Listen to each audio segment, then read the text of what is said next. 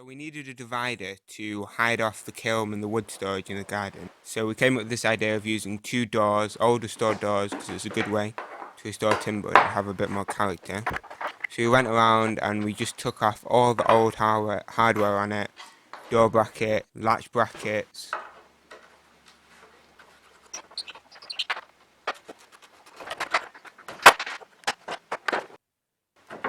and then loads of nails that were in it. There was these bigger nails, and then some smaller nails dotted about. And then whilst I had my tools there, I thought I just smoothed off some of the areas where it was a bit chipped and bits of the wood had been ripped off so that you didn't get splinters and it looked a bit cleaner. And then there was this one bit of a panel that had kind of bowed out, so I wanted to remove that to flatten it. So I took out the nails and then just took it out of its place. And then I noticed that there was loads of paint underneath, so I just cleaned that up with a chisel. And then poured a load of glue down. I thought it would be the best way to hold it down. I could have used nails, but I would have thought over time they would have just pulled back out of the wood. So I put some glue in. Used this clamping method. I don't know what it's called, but it worked really well. Kind of a levered clamping system with a clamp at each end.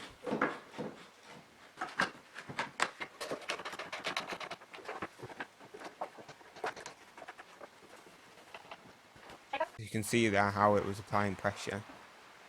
And then there was just bits of wood that were kind of coming up, peeling off, so I put some glue under them and then just clamped them down as well. And then after I took it off camera, I just added a few nails in there, but it was mainly the glue that was just holding it down. And then for this, the bigger panel, once I'd taken all the clamps off, I just hammered some nails in the side, just as a temporary hold. And then I was thinking I'm going to have two pieces of wood, one in the middle and one at the top, to connect the two boards together. So I just measured that. It was 146 centimetres, so I cut them slightly shorter so that they wouldn't be able to see them from the front. And then just cut them down on the table saw. And then I just drilled holes all the way along. There was 8 holes in each board, and this was to attach it to the door. So these are just going to be attached with screws. I did a pilot hole and then countersunk each hole with a bigger bit so that the screws were flush with the surface and that they had more bite, they were deeper into the material. And then I put them onto the door and pilot holed every hole to the door. This was to stop the wood from splitting.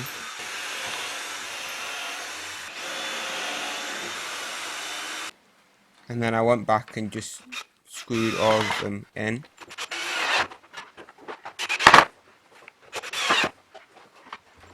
And then once it was together, it was pretty sturdy. Had a slight bit of wobble, but it was alright.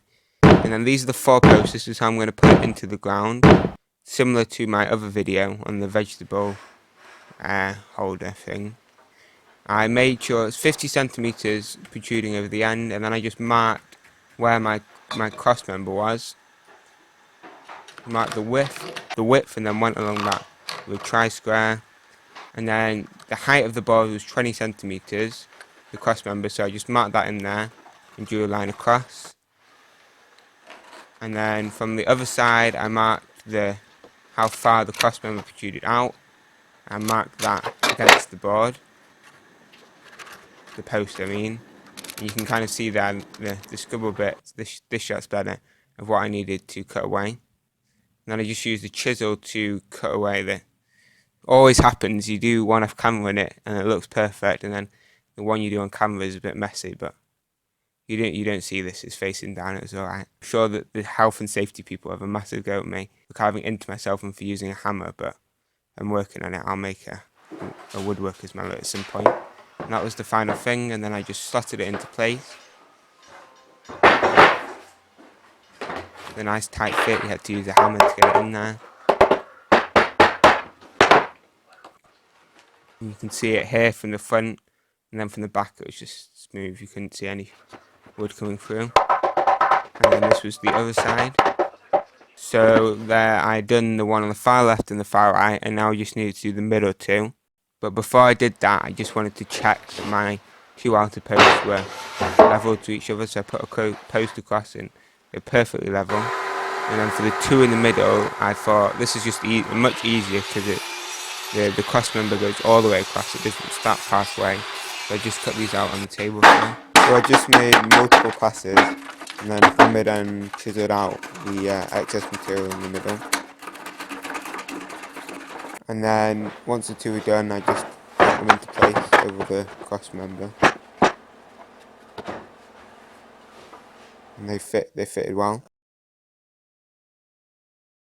And then I needed to cut off the end of one of the doors because it was a bit long, so I just did that with the jigsaw. As you can see there, perfectly straight across the top now.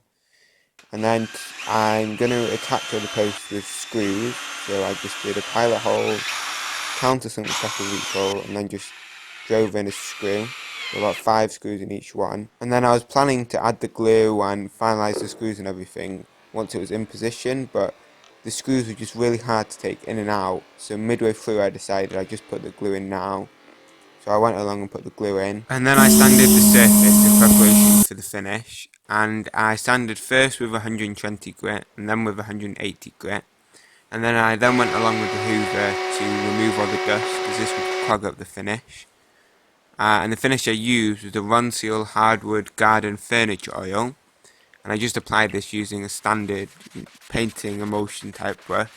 And the purpose of the oil was just to seal the surface to protect it from weather, and also it brings out the natural grain of the wood.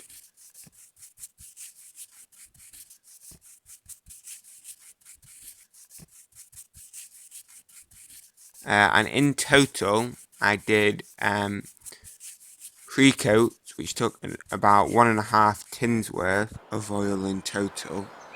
And then I just dug 3 holes in the garden for the posts to go in.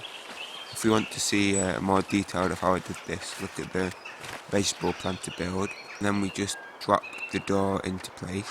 And then I left the slightly raised above the ground to stop the bottom from rotting. And then I used this concrete postcrete specifically made for putting posts in. You can pause the video here if you want to see the stages, but basically you filled the hole 3/4 full of water, and I just used the hose for this, and then you pour in the mix.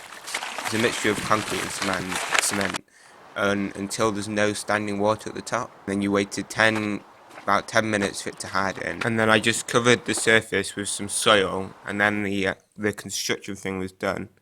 And just to repeat, the purpose of it was just to like a garden divider. So you could also kind of make this into a room divider if you cut off the posts. But it's just to divide the garden in two so that the kiln and the wood storage behind it couldn't be seen from inside the house. And it looks a bit of an eyesore at the moment, I guess.